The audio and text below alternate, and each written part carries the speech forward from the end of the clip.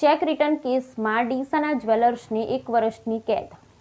Cheque return કેસમાં ડીસાના જ્વેલર્સને 1 વર્ષની કેદ। ડીસામાં સોના ચાંદીના દાગીના બનાવનાર જ્વેલર્સે મિત્ર પાસેથી લીધેલ ₹4.50 લાખ પરત ન કરતા તે રકમ પેટે આપેલો ચેક રિટર્ન થતા ડીસા કોર્ટે જ્વેલર્સને 1 વર્ષની સાદી કેદની સજાનો હુકમ કર્યો હતો।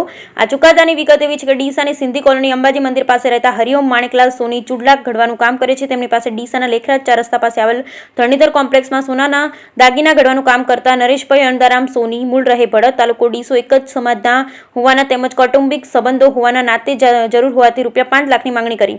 તેઓ 6 મહિના 5 લાખ પરત આપવાનું જણાવ્યું। જો કે હરિઓમભાઈ પાસે ₹4.50 લાખની સગવડ થતા તેઓ 6/11/2020ના રોજ ₹4,50,000 આપ્યા।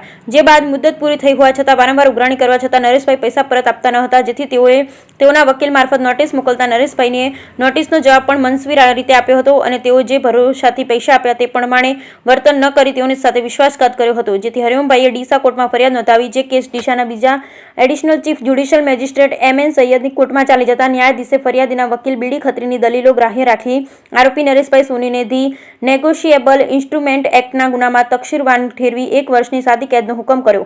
આ ઉપરાંત ન્યાયાધીશે આરોપીને ₹4.50 લાખનું વળતર 2 માસમાં ચૂકવી દેવાનો અને વળતર ના ચૂકવે તો વધુ 6 માસની સાદી કેદનો પણ હુકમ કર્યો। બ્યુરો રિપોર્ટ ભરત હક્કડ, ડીસા, બનાસકાંઠા।